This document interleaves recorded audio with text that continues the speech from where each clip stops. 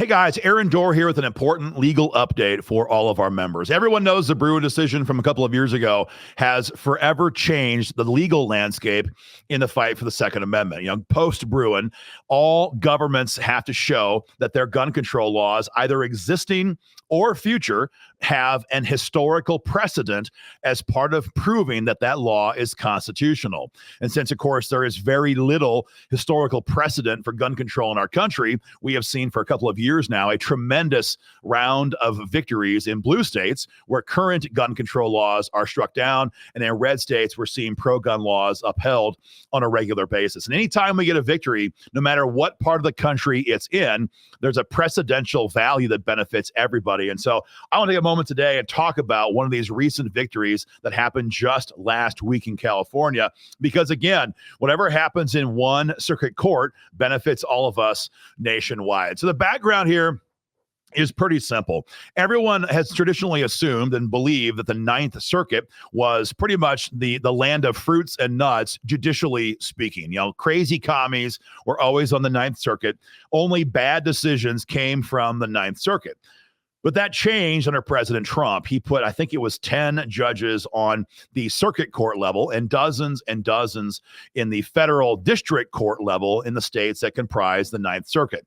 And so just last week, the court was asked to consider California's one gun a month policy. I'm going to play some clips for you guys. It is going to make you die with laughter. These judges didn't just give a pro-gun decision. They gave an epic beatdown of the California Attorney General's staff lawyer who was there trying to defend the case. I've been involved in legal battles for gun owners in states ranging from New York State, from Manhattan, all the way out to Washington State. And ordinarily, when you're in the back of the court watching judges question the lawyers on both sides of a gun rights issue, there's usually one subject matter expert on the bench, or at least we hope there is a subject matter expert, and he or she does most of the talking. But this was a free-for-all, and all three judges on this panel just pummeled this Attorney General staff lawyer with questions. It was a lot of fun to watch. You guys will really enjoy this. The background here is pretty straightforward.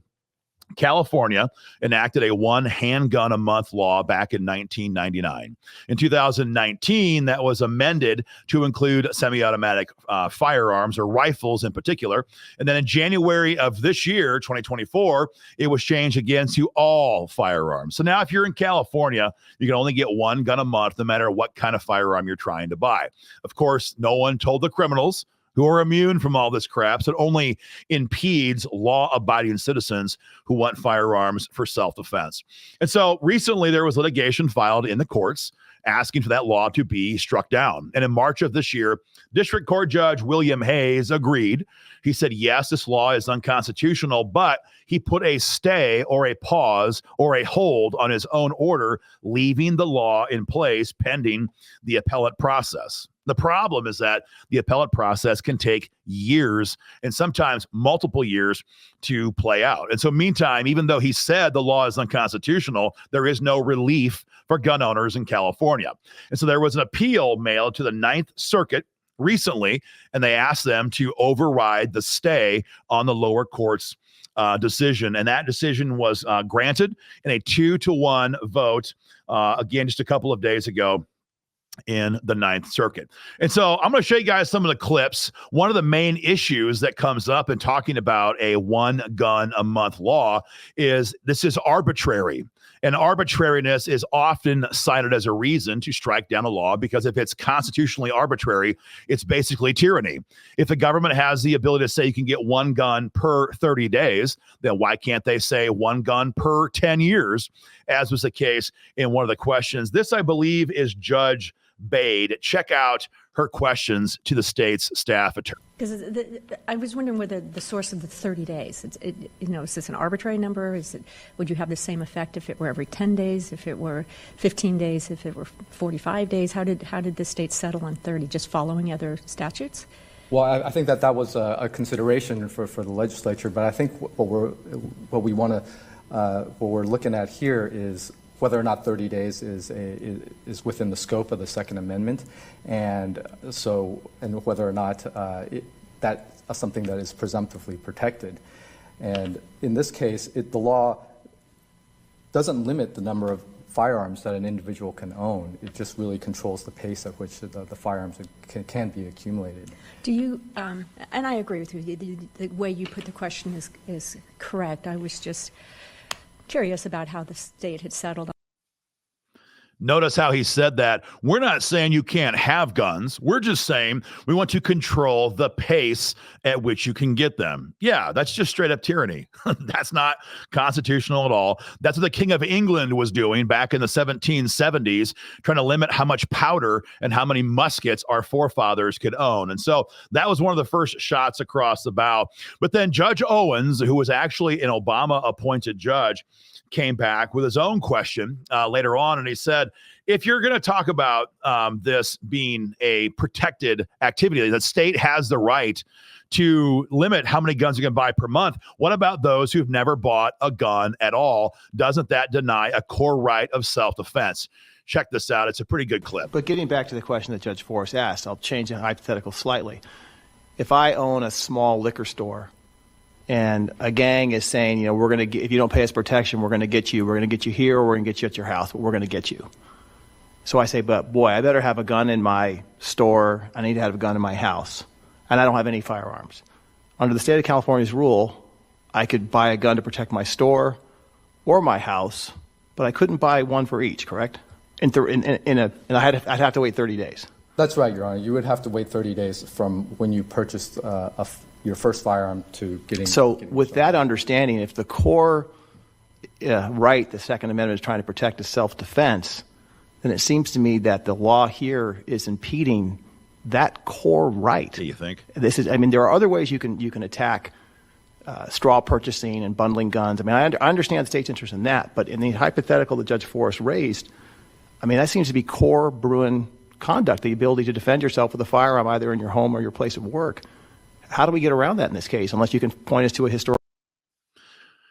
The state's lawyer pretty much did and had no real substantive answer from that, because the judge makes a very good point. I mean, how can you sit there and tell somebody that you cannot get 2 guns in the first 30 days? What if you need 2 guns? What if you have to have 2 guns for defense? Why do we have to give a reason to the government ever for how many firearms we have? And so that was a really good point made by Judge Owens. And the last clip for you features Judge Forrest, and she pretty much, in my opinion, gave a kill shot to the idea that this idea of limiting the frequency of how often we can exercise a constitutional right can apply to the Second Amendment, but not to other amendments. Check out her clip right here. Well, counsel, I mean, I'm trying to understand sort of a fundamental premise here. The Supreme Court has said that for Second Amendment cases, we can look by analogy to other rights that citizens have, including First Amendment rights, et cetera. It would be absurd to think that a government could say, you can only buy 1 book a month because we want to make sure that you really understand the books that you read. Or you can only attend 1 protest a month because, there are some societal drawbacks to having protests, and so we want to kind of space those out. People would say that's absurd. So if we conclude that you have a right to bear arms, and we conclude that that's not the right to bear an arm, but could be plural, like what is the basis in the law anywhere for the idea that you could say to someone, yes, you have this right, but we're going to control how frequently or how often you get to exercise it? Just a total kill shot. The guy has no answer to that.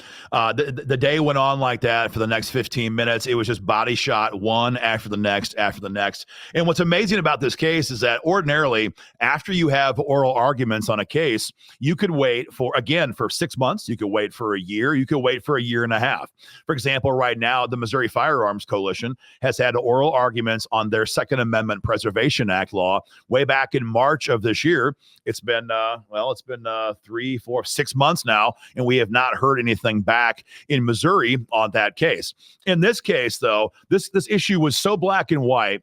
The very next day after they had oral arguments just last week, the Ninth Circuit came back and said, nah, dude, you guys cannot do this. And they have ordered that the stay that Judge Hayes put in his decision back in March be reversed. And so right now, any law-abiding person in California can buy as many firearms as they want. with no worry about how often, how the frequency or how many guns they buy per day, per month, per year, per lifetime. It's a big win for gun owners in California. It's a big win for gun owners across the country because, no matter what happens, we want to keep stacking up these wins. If President Trump wins in November, fantastic. We'll keep building on these wins in court for hopefully decades to come. But if, God forbid, somehow Kamala Harris wins in November, the more pro-gun cases we can have decided now, it creates more roadblocks for the left to have to overcome as they try to attack our gun rights going forward. Of course, this is why right now in Congress, the left is pushing legislation to expand the size of the Supreme Court, but also the district court positions all across the country. They want to put 100 additional leftist commies on the district court circuit all across the country. And they want to add enough judges to the Supreme Court to outweigh the current conservative majority with a 7-6 Democrat majority, a 13-member Supreme Court. So the left is terrified about this because they're losing right now in court on a regular basis. Guys, that is the recap on this case. A major victory for gun rights. Guys, get involved in the fight today. We are fighting right now in court for cases in blue states and red states all across the country, fighting for gun rights. Get involved in the fight today. Hit the link below to join or donate and get involved. Guys, more information coming soon, but celebrate this victory. It's a big one for everybody in California, and it's a big one for all of us as well.